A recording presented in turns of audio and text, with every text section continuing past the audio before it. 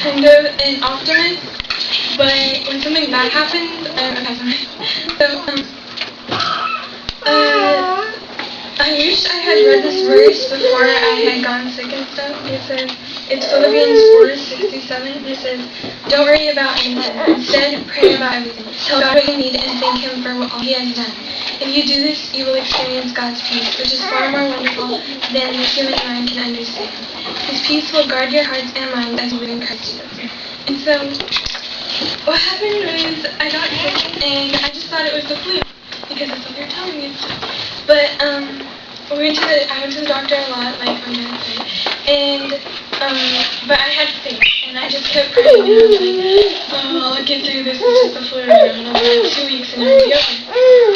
But then, the thing was, I wasn't really, like, putting it in God's hands. I was just, like, asking Him to heal me. I wasn't like, I know you're going to heal me. I was asking Him to, really.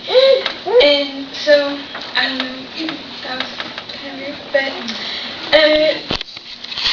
there's another verse, and it says, I know all the things you do, and I have opened a door that no one can shut. And then another one is, look, here I stand at the door and knock. If you hear me calling and open the door, I will come in. And so, that's just saying that, like, God, like, everybody has, like, a door to their heart. And, God will, if you don't have Him already, then He'll just keep knocking at the door.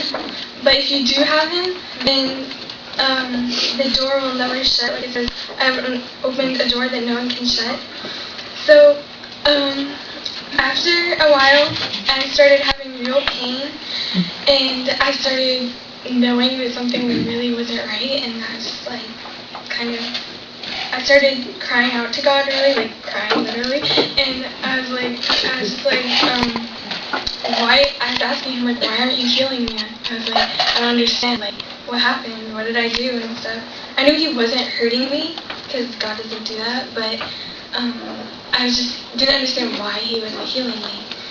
So, I kind of thought it was basically that the door was shutting. Basically, I just kind of stopped having faith, and I stopped praying to God, really, and I just was just like giving up, basically.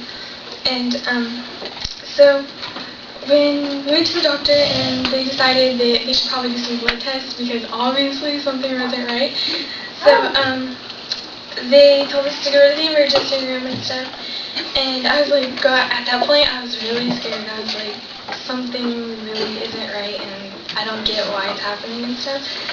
So we went back to our house before we went to the ER, and Melody came and Michelle, because they were over here setting up for the graduation party thing, and they prayed for me, and it was pretty bad. I just sat there and looked at my lap, and I wasn't even praying. I wasn't thinking about God at all. I was just like, I just kept going over my head. I was like, I can't believe that God's letting me go to the emergency room. Like, I can't believe this is happening. Nothing like that happened to me before. So I just stopped praying and stuff. But the thing was that everybody else started praying, and everybody else started having faith, and they weren't giving up, and they kept praying for me and stuff. So, there's another verse, and it says, let me tell you why you're here. You're here to be as salt seasonings that bring out the God flavors of this earth. If you lose your saltiness, how will people taste godliness? You've lost your usefulness and will end up in the garbage. Here's another way to put it. You're here to be a light, bringing out the God colors in the world. God is not a secret to be kept. We're going public with this, as public as a city on the hill. If I make you light bearers, you don't think I'm going to hide you under a bucket, do you? I'm putting you on a light stand. Now that I've put you there on a hilltop, on a light stand, shine. So, I think I wasn't really getting that. I just wasn't really living my life as a light for God. I was just kind of living my life to get through it and stuff. And, when I was in the hospital for about 4 days, or 5 days, I don't know, it was a while. 9 days. What? 9 days. No, I mean Oh, up to, okay. Never mind. Let's tell a story.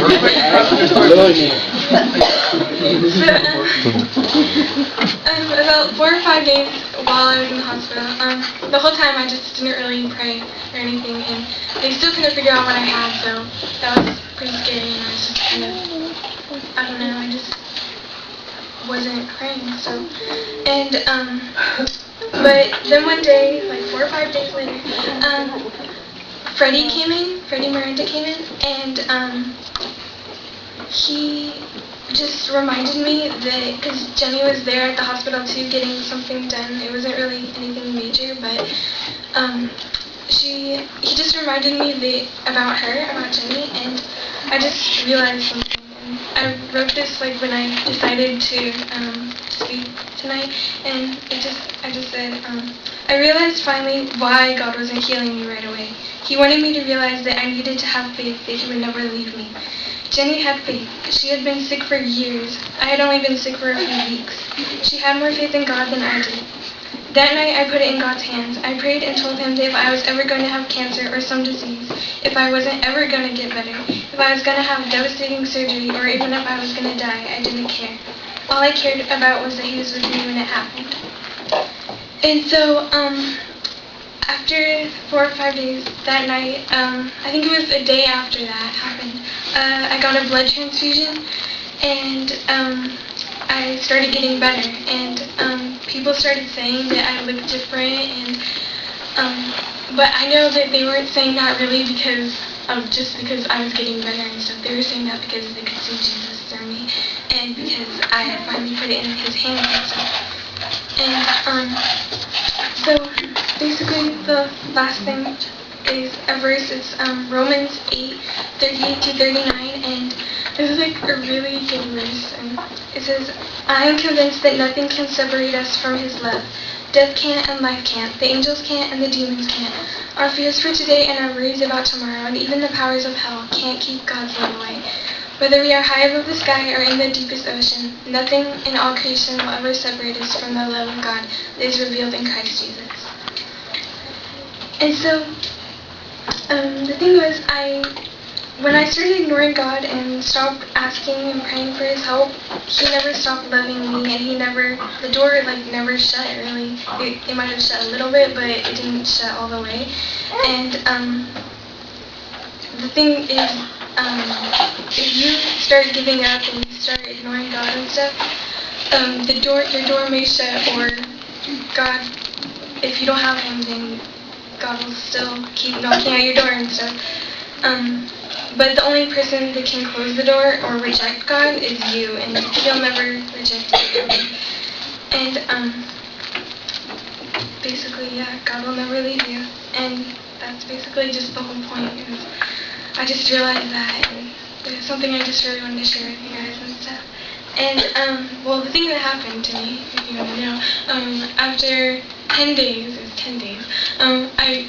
they still hadn't figured out what was wrong with me, but I was getting better, like I said, and so they just let me go home and stuff. And then a week later,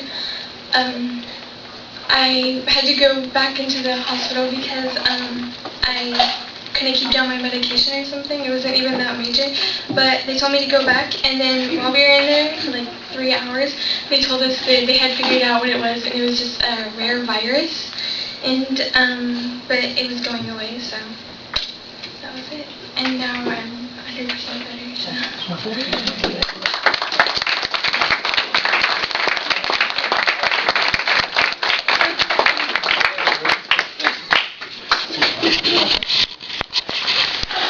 We'll film you. We'll film you. How awesome is that?